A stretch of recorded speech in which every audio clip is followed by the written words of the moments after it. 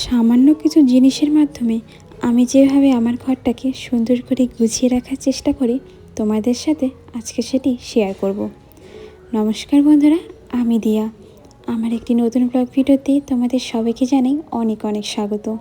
সকালবেলা চুল ভিজিয়ে স্নান করেছিলাম, তো এখন চুলটা ভালো মতো আমিও কী করি বলো তো, যখন চুলটা ভিজাই না, প্রথমে গামছা দিয়ে চুলটাকে ভালো করে ঝেড়ে নিই, তাহলে চুলের মধ্যে যতটা জট বা এলোমেলো হয়ে থাকে সেটা ভালো মতো পরিষ্কার হয়ে যায়।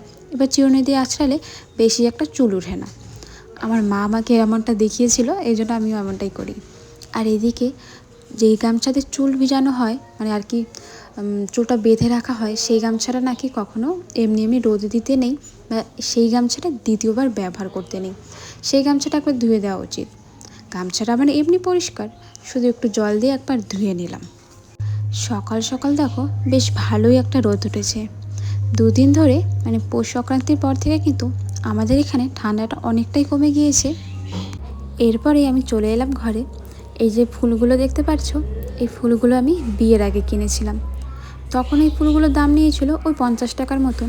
আর যে সাদা কালার ফুলটা দেখতে পাচ্ছ, সেটা পাশে একটা বিয়ে হয়েছিল, সেখানে না এই ফুলটা পাওয়া গিয়েছিল, সেটাই বিয়ে বাড়ি থেকে নিয়েছিলাম আর কি।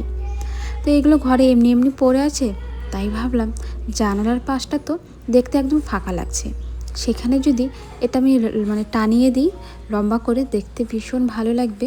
আর জানলাটাও একদম ভরা ভরা লাগবে। ঘরটা যেহেতু রং করা নেই, এই জন্য না অনেকটা মানে খালি খালি মনে হয় জানালার পাশটা।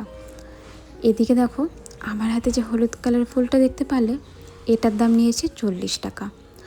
এই তো আগের বাড়ি স্নানের মেলায় গিয়ে 40 টাকা দিয়ে এটা কিনেছিলাম। সাথে আরও একটা ফুলদানি কিনেছি, সেটার দামও নিয়েছে 40 টাকা।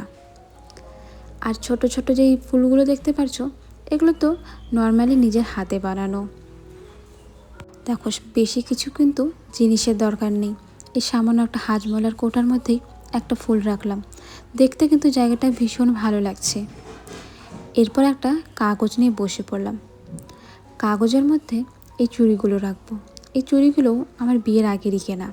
বিয়ের পরে যেই চুড়িগুলো কিনি সেগুলো তো সব ওই যে বউরা পরে সোনালি কালারের। আর এই নীল কালার চুড়িগুলো এখন আর আমি বেশি একটা পরি না, কিন্তু না পরলেও কী হবে, রেখে দিয়েছি যত্ন করে।